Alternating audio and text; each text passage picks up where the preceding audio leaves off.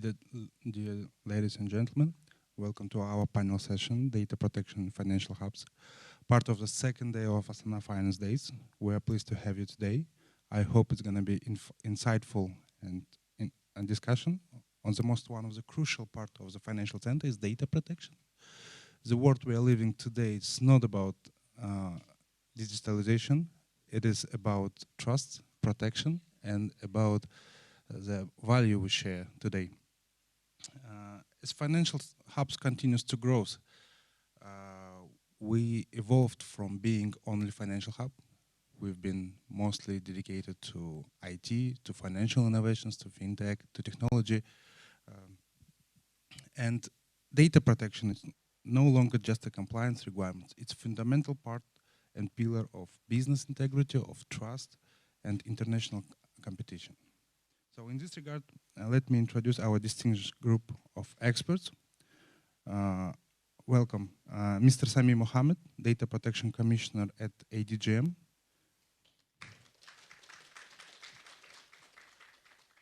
Mr. Saleh Al-Mansouri, Vice President of Data Protection at Qatar Financial Center Authority. And Nurtay Abilgaliyev, CEO of BTS Digital, operating I2 Super App. Thank you. Sami, if you don't mind, I will start from you.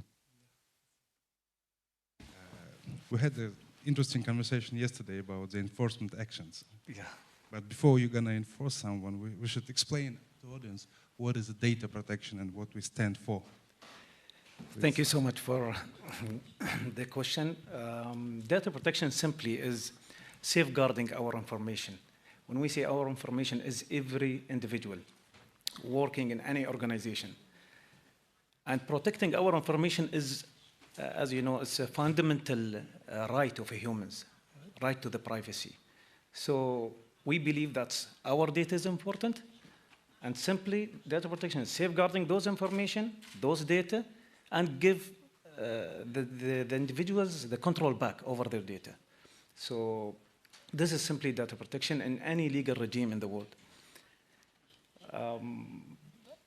We always emphasize from all the platforms that we attend, and from this platform for the individuals and the organizations, it's really important to protect the data, since it's not only an individual and personal responsibility, it's even the organization's responsibilities. And we can explore more when it comes to, in this session, more about in details regarding how individuals will protect their personal data and what is the organizational responsibilities to protect the data as well. Thank you. Hamad, if I may, would you mind to share with us what is the one of the weakest part of data protection? I mean, like in terms of financial services, what is the most fragile piece of data protection, like the personal information the company is gathering, and how would you mind to explain how better to protect it? I believe the weakest part of this is actually the people, firms, and under these financial hubs. They don't actually understand what data protection is. That's it's the awareness part of it that we're having a very difficult time with it, especially in our office. And I'm pretty sure you guys experience similar things. Like we don't get basically we don't get any interest of of understanding data protection unless something happens to the firm or to the employee. Most likely a disgruntled employee who has an issue with the firm they're working in. That's when they will have interest, trying to understand how, like, to use data protection. Like we've experienced this. It's getting the firms to understand how important it is, and getting them to see that it's actually there is going to be heavy compliance on it. You have to take care of your that subject rights. it's that journey, basically. Thank you. Nurtay, you're the only guy who's not been involved in public service. So in this regard, from business perspective, you've been like operating the company, that operating the app that's available in various jurisdictions, in various languages, and obviously you gather a lot of information, and this is impose you a lot of compliance requirements. So what is the hardest thing? It's about international transfer of data from jurisdiction to jurisdiction and gather it at one place or various places. Could you please a bit elaborate on it? Саламатсызбы, құрметті қауым. Thank you for the question. I think you're right that the view on the data privacy and on the ways how to work with data should be really different from different perspectives. Yes, from the perspective of authorities, I think there is a very proactive stand rather than a customer himself, because you want to make sure that the regulation, the rules which are in place, they set a certain stability for the industry and make sure that certain rights are protected. But in my opinion, from perspective of the business, from the perspective of the service provider, our approach should be even more proactive. Yes, because in our case, it's not just the responsibility for what we set up as a set of rules in our product, set of features in our product, but it is also about how the actual user, the actual person will perceive them and how they will use them. Because unfortunately there is a difference, yes? And you were asking a question about the most fragile part of the regulation and of privacy. I think unfortunately it's always the person, it's always the user who is the most compromised part. And then in our case, we have to look at how we develop the product. We have to look at how the user will actually use it. And then the third thing that we look at is, of course, the regulations that we are operating. And answering directly to the question that you're saying is that I think currently as a world, we are at a moment when the regulation is quite very different. Yes, I think that like talks like this, they should be promoting the countries and regulators to come to a more generic and unified framework. We see today a big difference in what different countries are requiring, and therefore for us it's a choice. Today it's a matter of choosing a balanced approach, choosing the position where we try not to break any rules, yes, on the first place, and on the second term try to be most convenient product for the user, and at the same time helping the user to navigate it, to use it. And so it's a very good question, because I think the landscape of regulation today is very non-unified, and this is where we should be moving towards. When it comes to regional and international cooperation, there is a few trends that, Sami, it's a question to you.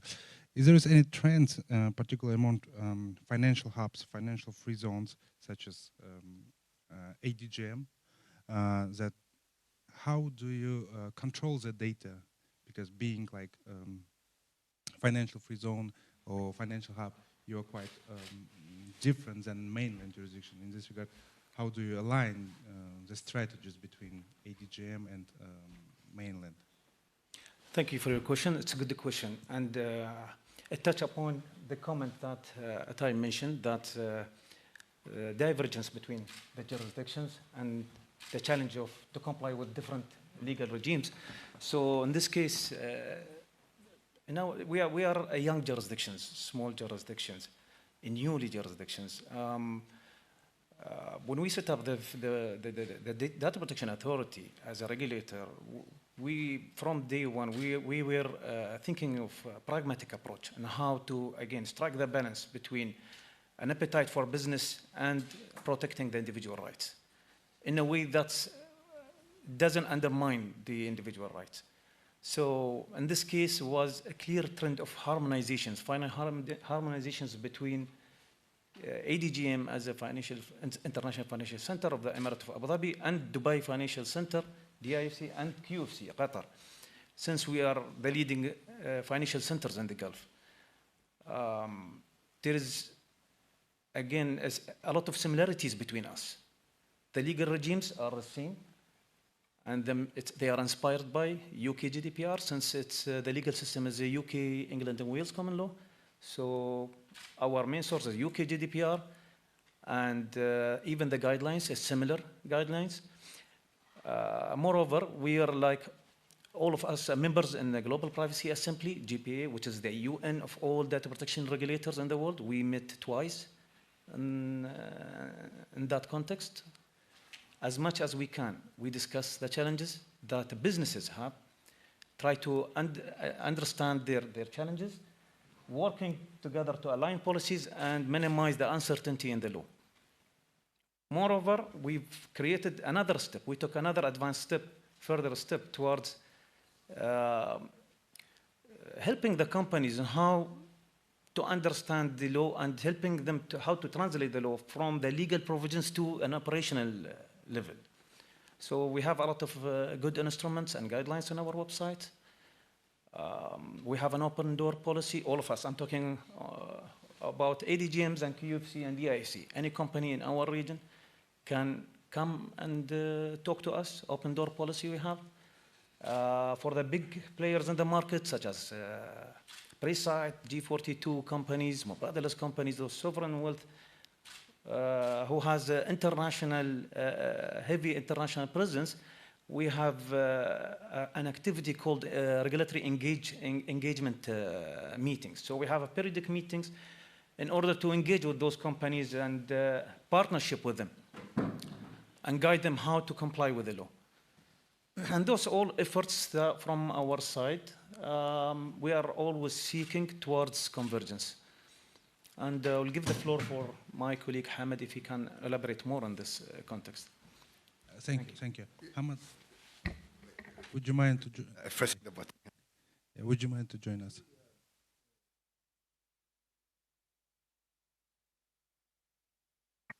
Sorry.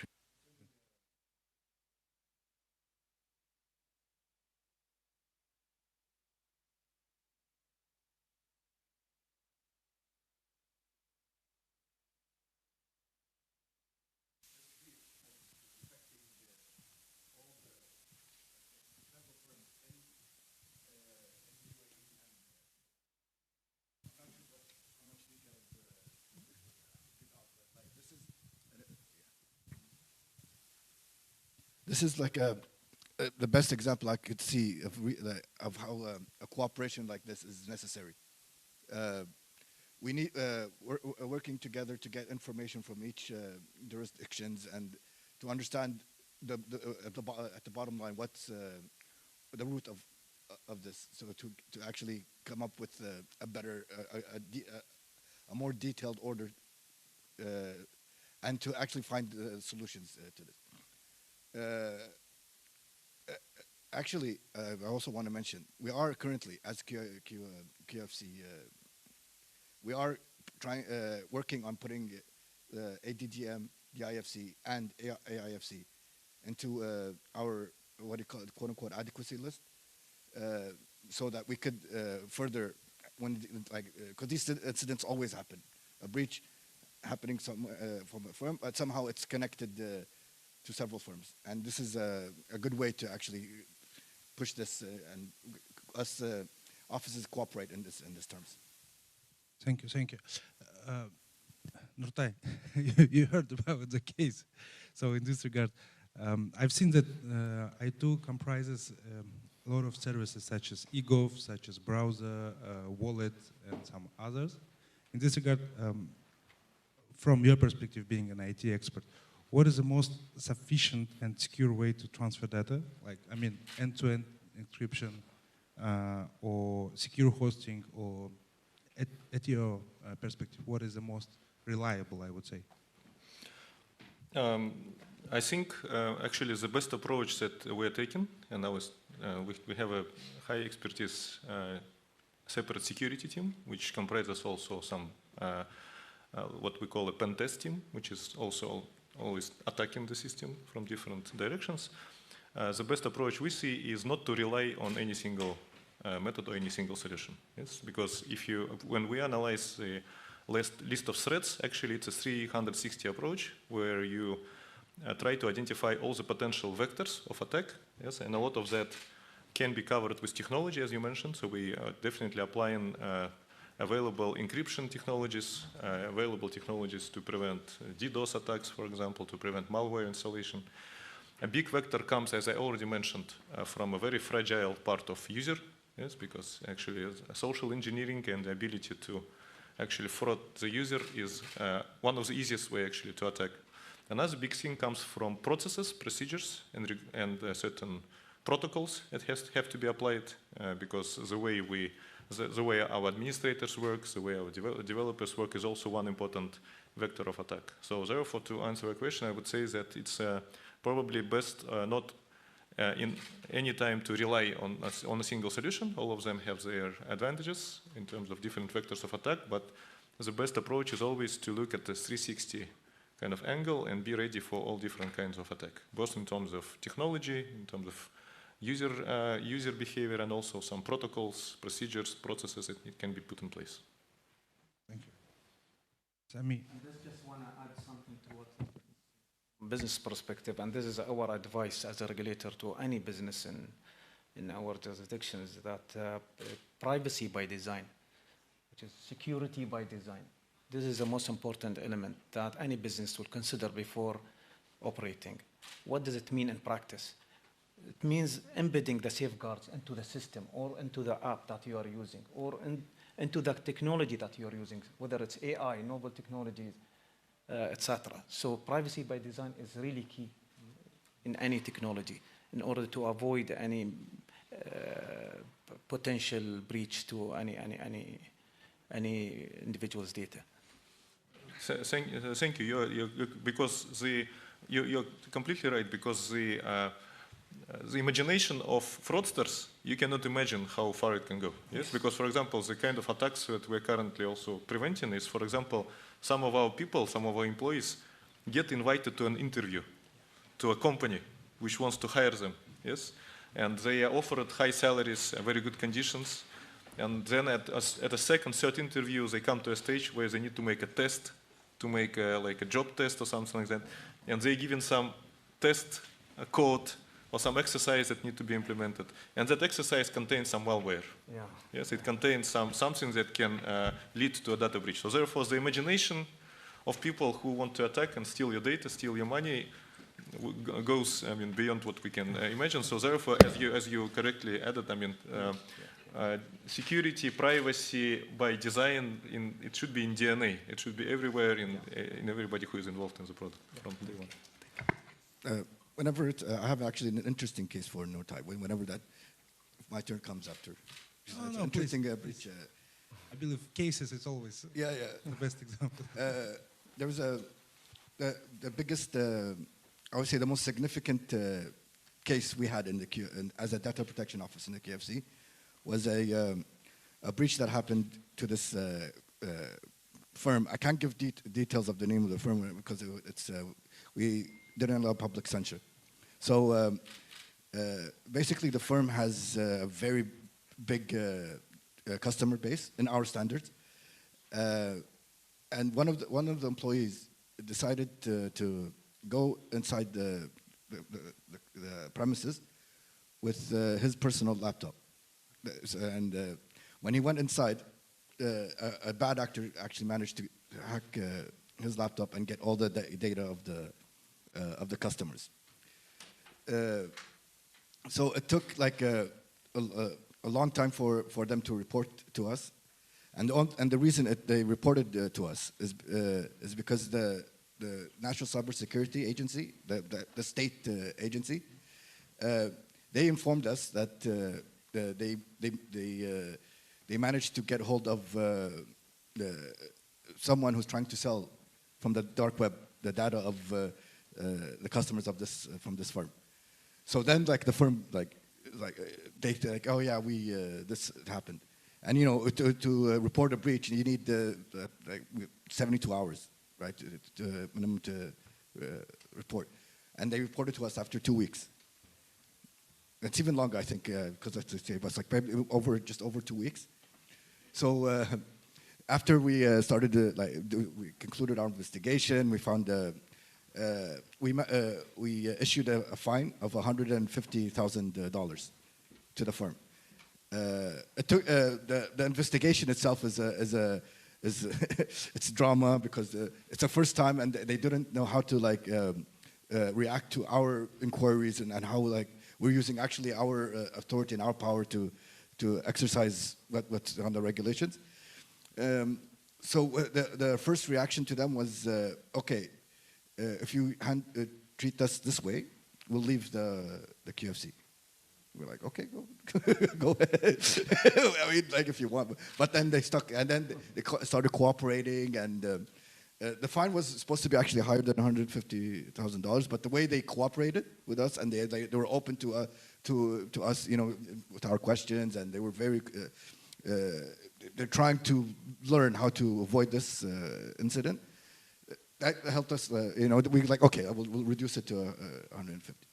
But when we announced it to the public, to the national newspapers, that actually shook the whole state, because this is the first time in Qatar history that a firm has been fined this much for something to do with data rights, data privacy. It used to be just things that we talked about, whatever, in the news, and like it's you know. But this is the first time, like, so. There other companies were actually using us as a case study, like, oh, this happened, and other firms when they saw that news, they started being interested. Now suddenly they started being interested in that our regulations, and they're calling us. They're like, oh, so how do we? We don't want this to happen to us. We don't want to find just tell us what. So it's just for. Nurtay, just because the IT concept of it, cybersecurity concept, I'm not fully understanding of that, the technicalities of it, but like yeah, by design, security by design. Like. Yeah. Compliance over profit. Yeah. Yeah. So I heard a lot, and I heard the word you called AI. AI, yeah. This is one of the key trends as of now. And there is a lot of emerging risks, yeah, such as AI, such as biometric data, such as profiling itself. Yeah. So in this regard, is there any advice from you to companies, being a regulator, how should they mitigate these risks? However, there is no another way to make a profit. You should use AI, you should use, online KYC, even from IML perspective, it's still reliable. So in this regard, could you please, it's a question to all of you. What is AI and data protection as of now from your perspective? Thank you. Sami, please. Okay, so I'll start. You touched on the highest risks of data protection nowadays. It's AI and as biometric data, profiling in the financial world. So those are the most highest risks that's nowadays for data protection. I just want to just mention quickly the risks of AI. Always, it may cause unbiased or an unjustified discrimination for the individuals. So AI is you know, it's a machine learned by humans. So it may cause almost cause a bias for the individuals, might unjustify discrimination, might process the data beyond the purpose of the data. So there is a lot of risks associated with AI. And as a mitigations part is, I believe, should be transparency. And data protection regulations or laws has a transparency as a data protection principle in the law. So transparency, being transparency with the individuals about how the AI took decisions. You know, this is mainly for automated decision making. Part two, and this is our advice to the business, have an human oversight over the high impact decisions that you are taking on behalf of the individuals. And to mitigate the risk of processing the data beyond the purpose, you have to always apply the principle of purpose limitation in the law. So by those practices, and the law itself sets the mitigations to those risks from my perspective. And regarding the profiling, again, transparency, the financial institutions should always give the chance to the individuals and be clear with them about the factors that works for in the profiling for the individuals.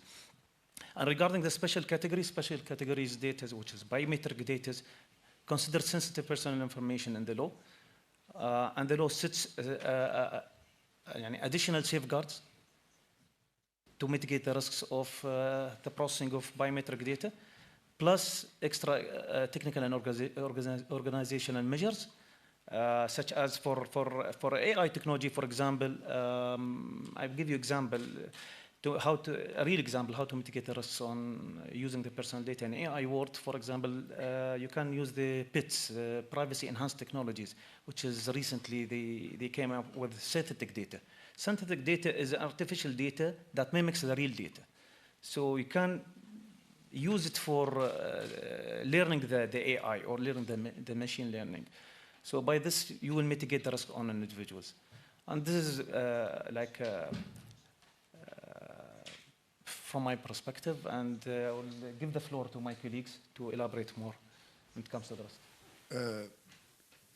Also that it seems AI is moving way faster than our regulatory mindset is. Like it's already like very steps ahead of what our regulation is. So we have to try to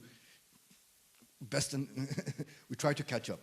Like there's questions that come like into my mind. Like what do we consider new data that comes after AI processes personal data? Is that considered personal data? Like it's actually scary for to actually to fathom how much AI is the speed of AI and what we're trying to do as regulators. As long as Nurtay, please, this is. I think yes.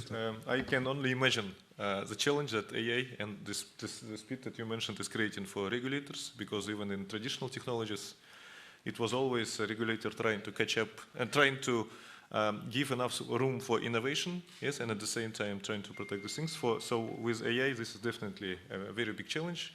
And in our case as well, what the main principles that we are trying to apply now is that we manage the perimeter of the data, the perimeter of AI application. So making sure that even if we're using some AI processing tools inside the company, we make sure that they are not connected to the cloud. This is something happening inside, yes, and we make sure that at least physically, the data which is processed is not going anywhere beyond, yes. But this is definitely not a long-term solution, and I think it's a joint work to be done on how to manage this. So it's a very big challenge.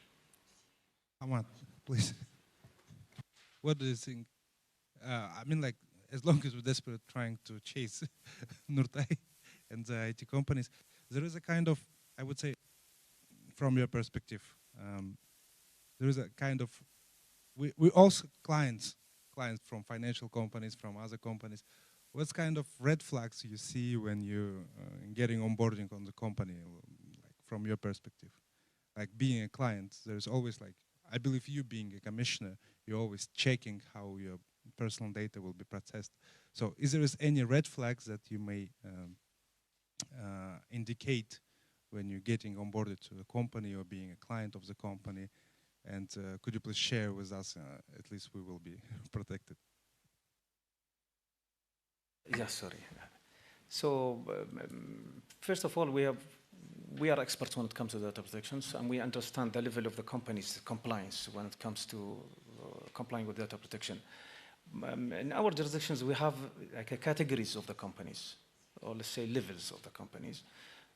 We have the SMEs, local, from the local onshore or GCC businesses, that it does have a limited knowledge and information how to comply with the data protection regulations. Then we have the medium companies and regional companies has a relationship with the international, little bit with international businesses, so they heard about data protection, trying to catch up. So this is the second category, which is the middle level of sophistications, and we have the multi-international businesses who's operating in Europe and worldwide, so, and they have experts in data protections when it comes to others, such as, for example, Etihad Airlines, Emirates Airlines. Those are mature when it comes to understanding the legal regimes of different legal regimes globally of data protection.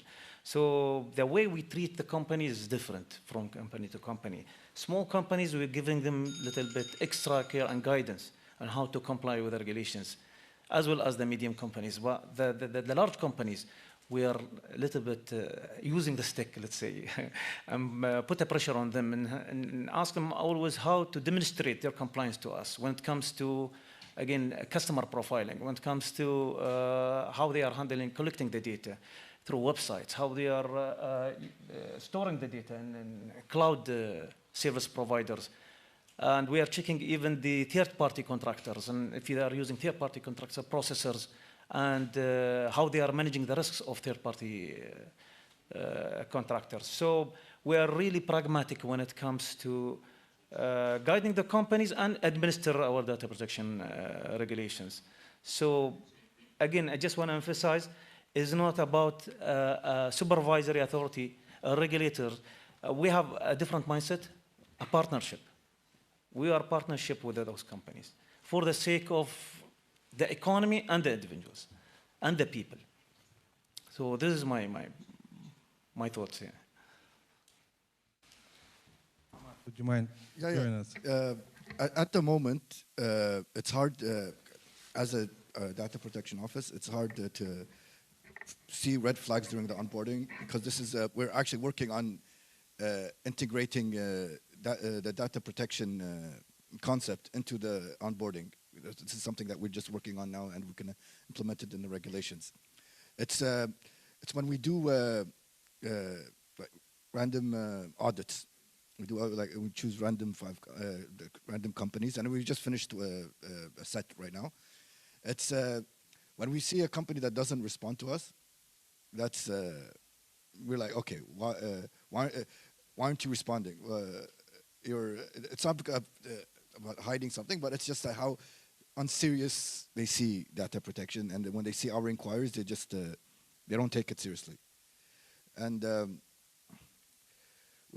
trying to remember. There's a case. I'll let guys go out, because I had a case in mind, but it'll come to me.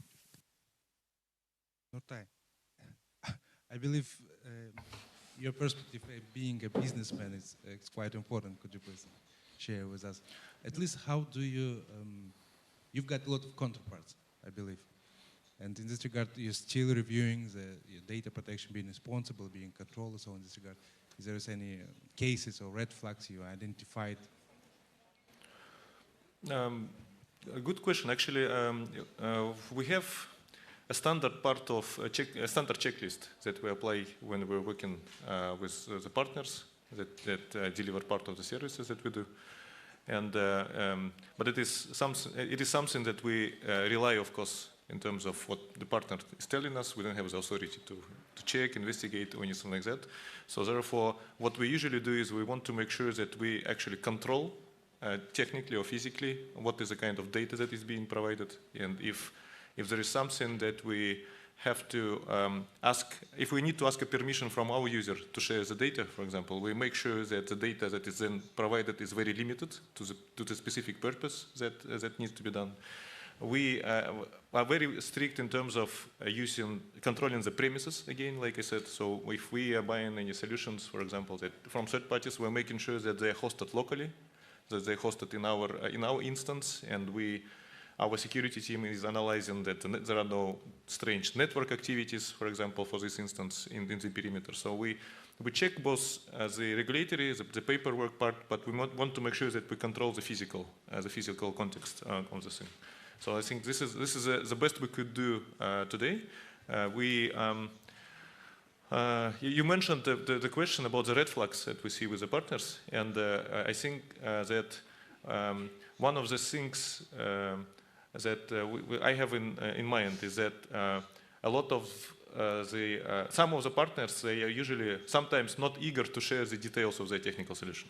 Yes, so, and they come up with different excuses for that, saying that, I mean, it's IP or anything like that. But for us, this is usually the biggest red flag. So we believe that and at least in terms of technology market, when you're selling your technology product, you should be ready to explain how it's working. You should be taking the questions. Even if you cannot say something, you should be attentive and trying to do your best to explain how something is working. So when this is not happening, we're usually very suspicious and we treat that as a red flag and trying to find a different partner. Because this transparency that you mentioned, openness, and just maybe the understanding of that this is an important matter is probably part of that DNA, part of that security by design that needs to be on the side of our partner. Thank you. I just remembered the case. It's actually a really, really funny case about we were doing an on-site inspection because another department called the Employee Standards Office. They informed us that this firm, they're using CCTV in a strange way. So like they just invited us to be part of the kind of the inspection. The firm was cooperative, and we invited them to our office to discuss CCTV. Right. So we asked them, like, so you have to be clear about like what's the use of CCTV, and you have to be very transparent. And they said, like, yeah, we use CCTV to see if the employees are having lunch in their desks. It's because it's not allowed. And we're like, this is wrong in so many different levels. What do you mean, like, you actually process this? You make the decisions like using CCTV in this way? And the way they looked at us, they're so shocked that this is something wrong. They see it like, well, why is it wrong? They were actually debating us, like, this is normal, like this is this is how it's supposed to be. Why are you guys making a big deal? And this is like it's not just a red flag, it's like a red carpet. There's so many probably so many breaches happening in this firm that we're like, okay, they will die out slowly. But it's just the way the attitude they have of just processing that level of personal data was like, okay, that's beyond our imagination. Because I just want to add to this, monitoring the behavior of the people, of the individuals, of the staff, it's not allowed based on data protection laws and regulations. So the CCTV is only for security purposes, not to monitor the personal or individuals' behaviors, within the workforce. We always mention that, whoever, and that's why when any organization fixes the CCTVs, they should be transparent. Yeah. How will you ensure transparency? By having the signs that this under CCTVs, cover this area under CCTVs, or you have to put the signs being transparent to the people why you are fixing those CCTVs and for what purpose. Because CCTVs, it's a pictures is personal data, consider personal data as per the law. So data collection, you have to be transparent. Why you're collecting the data, and how you will process that data, and how you will share it, or how you will store it, or how you will dismiss that data. So you have to be clear with the individual. Nurtay, do you have CCTV at office? I'm trying to keep a poker face here. So we're not using CCTV for anything beyond security. Okay. And last question to commissioners. Client consent. There's always like problems that client giving consent to company to do whatever, by company perspective, do whatever they would like to with the data. How do you deal with it? It's still like clients that, okay, I agree that you will process my data in a way you would like to. Yeah. So how should we address the problem? Sami, please. This is a big problem, again. They are using first of all, I just want to start that consent is a legal base. Okay. It's a lawful base to process the personal data. And the strongest is a consent of the people, of the individual, of the person himself. And this is the strongest legal base to process the data as per the data protection law. Firms are using the misunderstanding or less knowledge of the people of such a legal base, which is consent, use it against them for their purposes, for the sake of providing a service or selling a product, etc. And when it comes to the consent as per any law, there is conditions for that consent should be met to consider a considerable. For example, one of them is freely given. You should provide your consent without any pressure, without any impact on providing that consent. So this is the conditions of the consent. Companies are not allowed in our jurisdiction to use and take advantage of less knowledge of the law from the people or less understanding or of the legal regime and use them for their purposes, business purposes, or to achieve their, they are not allowed. And that's why when we engage with the companies, we always mention the consent, and we check, our officers check the conditions, whether they are met or not. Yes, that's from our side. Hamad, just briefly. Yeah, there has to be also an understanding consent between the guys have to understand the power balance also. Like if, for example, if an employer is trying to get consent from an employee, obviously the employee will give consent. It won't be obviously freely given because the power dynamics. So we have to keep also that in mind. The power dynamics, yeah. what the data subject understands of what is he or she is consenting to, etc. Thank you, thank you. It's been a pleasure. Our panel is ended. Thank you. Welcome back in 1 year, and I hope we will have the same conversation in a wider audience. Thank you. That's it from my side.